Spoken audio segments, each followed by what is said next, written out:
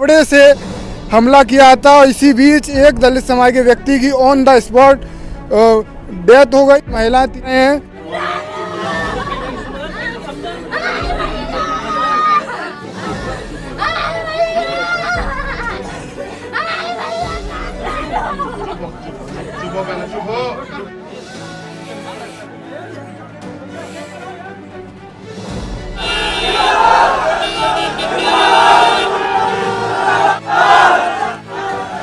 आज तो मैं परिवार से मिलने आया था, लेकिन अभी मुझे लगता है कि यहाँ मेरी जरूरत ज़्यादा है। तो अब हम इस पे एक बड़ा आंदोलन कॉल करेंगे। ऐसे नहीं चलेगा। मदद करोगे नहीं करोगे?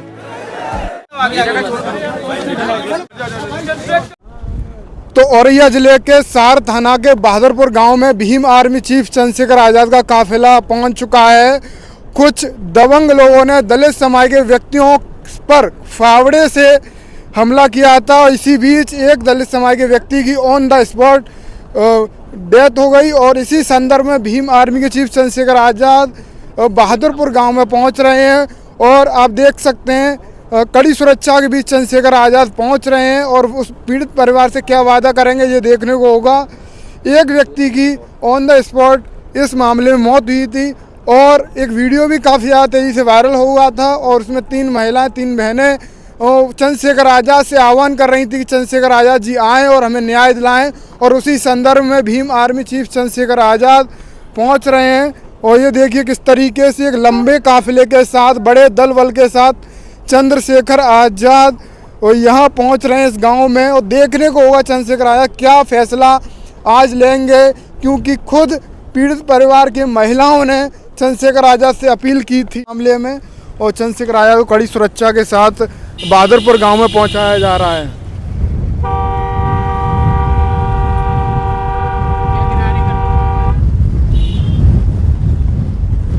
तो ये काफिला देखिए, चंद्रशेखर आज़ाद उस पीड़ित परिवार की न्याय की आवाज़ को बुलंद करने के लिए चल रहे हैं। और देखने से ध्यान रखा जा रहा है चंद्रशेखर आज़ाद उस गांव में लगभग पहुंचने के हुए हैं और पूरा काफिला उनके पीछे दौड़ रहा है। और तमाम समर्थकों की गाड़ियां वहां पर बाहर रोक ली गई हैं और तमाम समर्थक उनके साथ उस पीड़ित परिवार को न्याय दिलाने के लिए कंधे से कंधा मिलाकर, कदम से कदम मिलाकर चल रहे हैं। वहीं घुमाए कि इधर केस और तमाम समर्थक उनके यहाँ उनका इंतज़ार कर रहे हैं और कौन सा काम कर रहे हैं।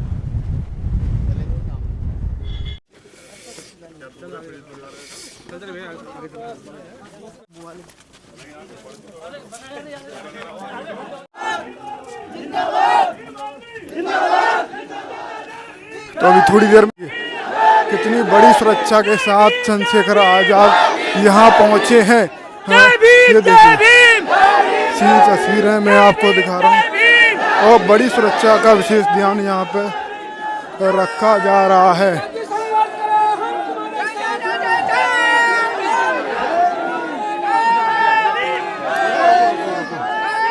अभी थोड़ी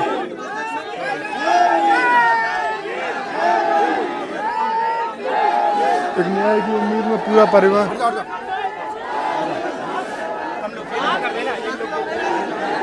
अभी रुकना हुई है।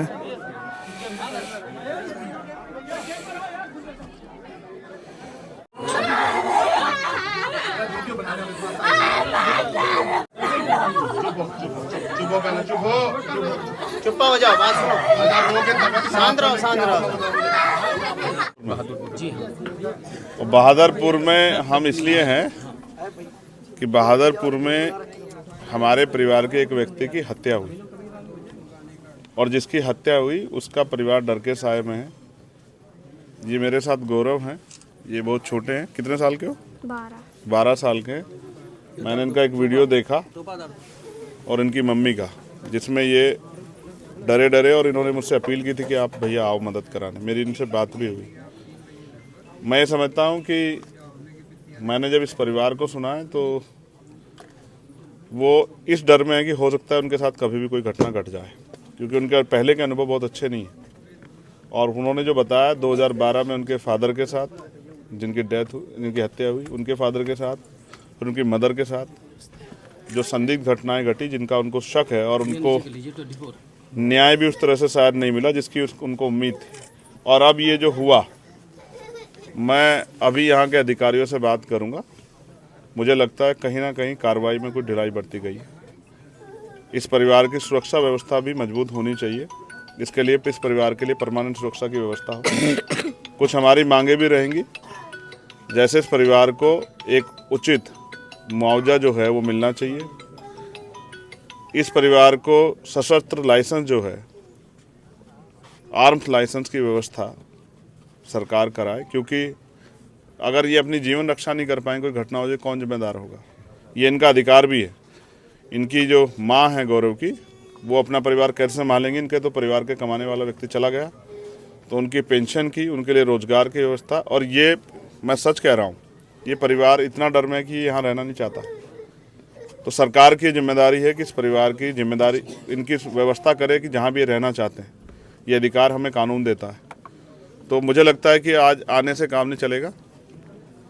मैं जल्द जो है आज अपने सभी साथियों से बात करके एक बड़ा धरना जो है औरैया जिला मुख्यालय पे होगा। इसके बिना कार्य नहीं चलेगा, मुझे ऐसा लगता है। क्योंकि अगर परिवार डर के साए में है और न्याय नहीं मिल रहा है, कुछ आरोपियों को बचाने की बात भी सामने आ रही है। और मेरी परिवार से बात हुई, मैं अधिकारियों से बात करूंगा। अगर परिवार, न्याय होने से ज़्यादा न्याय दिखना बहुत ज़रूरी है।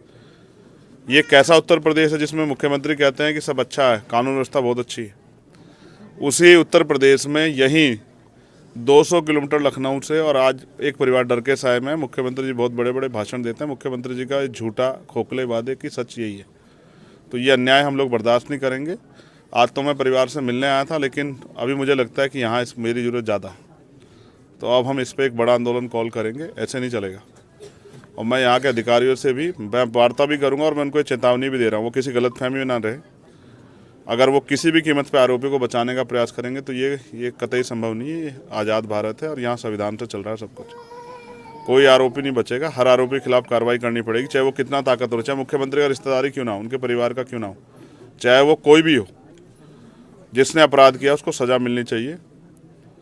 और मैं अभी पहले एक बार अधिकारियों से बात करूँगा, और फिर एक्स के माध्यम से जैसे भी अपनी बात परिवार अधिकारी बात करने के बाद, क्योंकि आपसे पहले मुलाकात हो, फिर मैं बात रखूँगा। लेकिन मैं फिर आपसे कहूँगा कि उत्तर प्रदेश में कानून व्यवस्था दम तोड़ चुकी है। उसका बड़ा उदाहरण आपके सामने है कि एक परिवार रो बिलख रहा है, और उसके साथ सिर्फ उस घटना में लीपापोती और खिलवाड़ के अलावा कुछ नहीं हो रहा है। और ये हम स्वीकार नहीं करेंगे। इसका जवाब जो है हम शक्ति के बल से देंगे।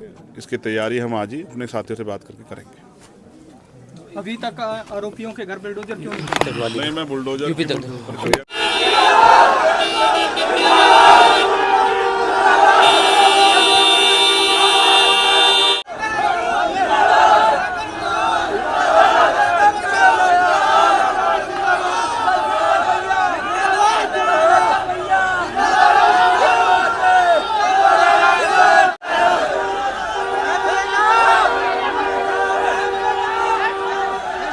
साइड में करते हैं, साइड में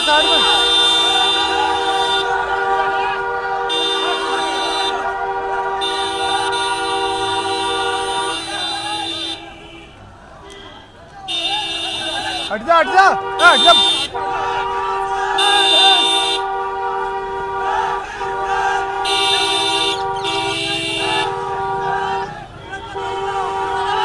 तो ये देखिए पीछे उनके समर्थकों का काफिला किस तरीके से दिखाई दे रहा है। और ये देखिए किस तरीके से दौड़ लगाते हुए उनके समर्थक दिखाई दे रहे हैं।